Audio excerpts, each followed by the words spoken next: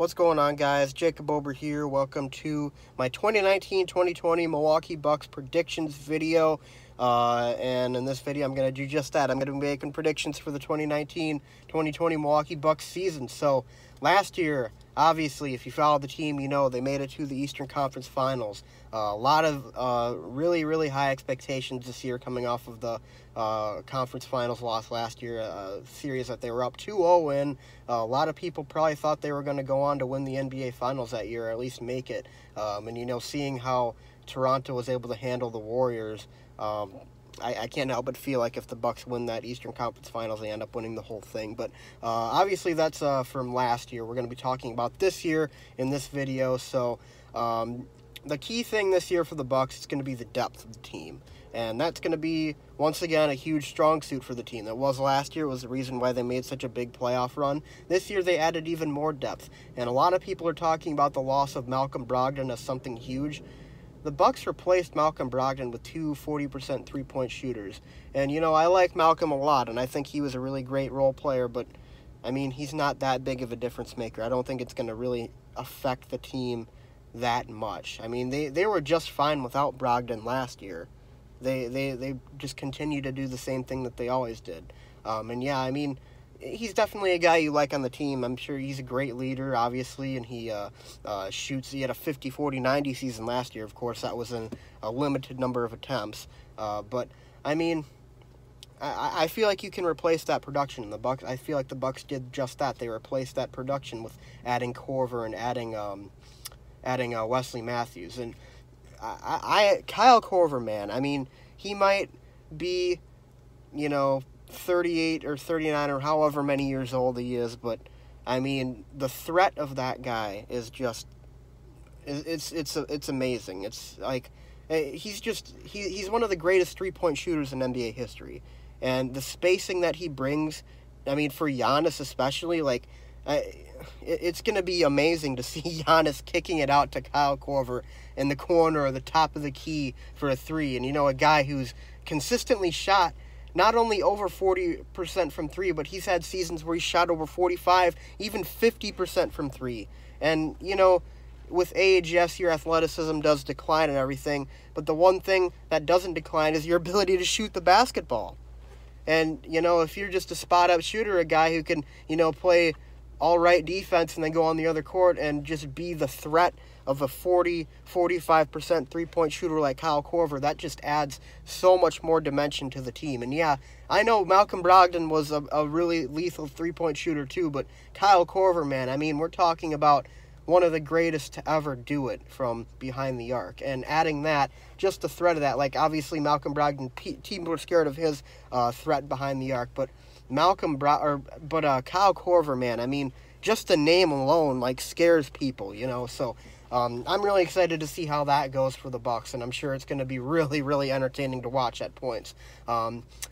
My surprise breakout candidate for the Bucks, I've been thinking about this a lot, and I think I'm going to have to go with Donte DiVincenzo, and we saw in the preseason, this guy is really athletic. I mean, he is, like, not only can he shoot the basketball really well, but, I mean, he's just a guy that, like, he can get to the rim, he can create his own shot. I mean, I really like this dude. I think he might even, it's a bit of a stretch because I think the Bucks want to utilize him as, you know, the first guy off the bench kind of thing to lead the second unit, but I could definitely see him replacing Wesley Matthews in the starting lineup at some point in this season.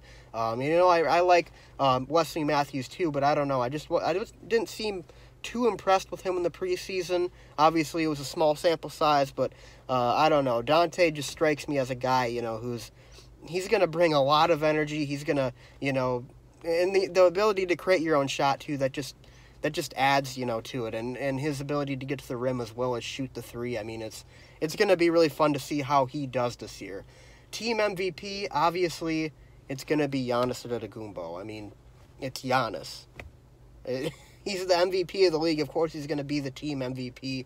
I'm really looking to see how he improves his outside shot this year. And I know that's been something that people have been saying for a lot of years now. But I don't know. In the preseason, it looked better. I mean, yeah, he still had some bad misses, but the shot, it looked a little bit better. It looked smoother. It looked quicker.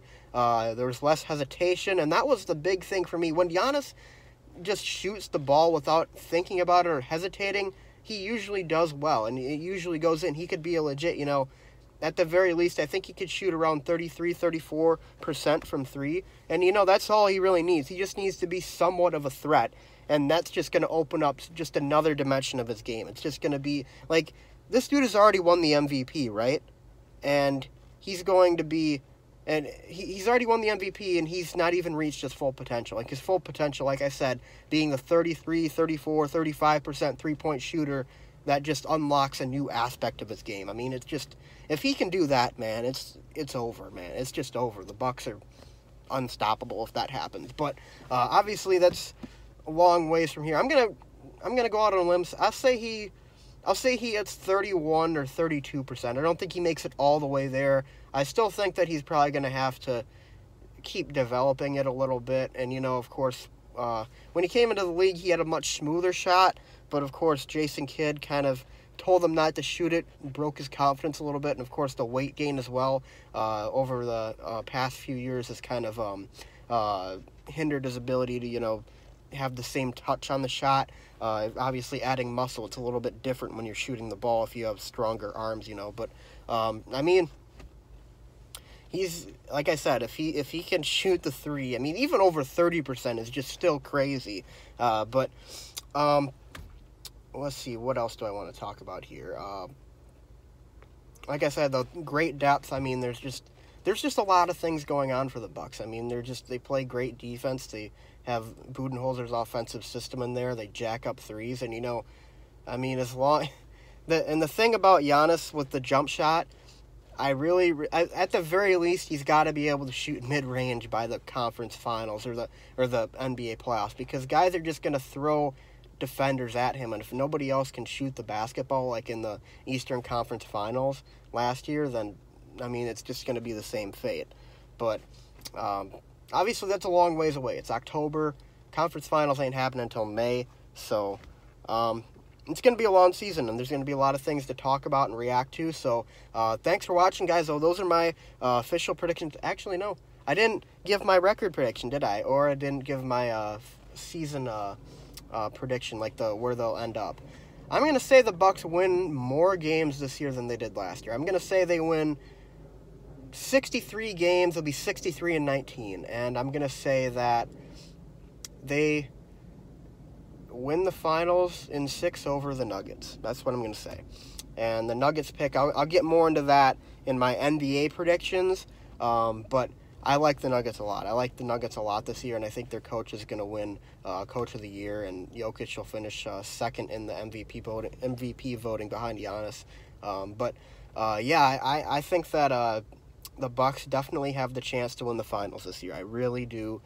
They've got all the pieces, and I mean, if the Bucks don't go completely cold from distance like they did in the Eastern Conference Finals last year, then I mean, it's just hard to stop them. It's going to be so hard to stop them. So, but anyways, those are my predictions. Thanks for watching, everybody. I really appreciate it. Leave a comment in the comment section below. I really want to know what you guys think about the Bucks season going forward this year. What do you think their record will be? Where do you think they'll end up at the end of the season? Leave a comment in the comment section below. Be sure to leave a like and subscribe, and I'll see you guys next time. Go Bucks.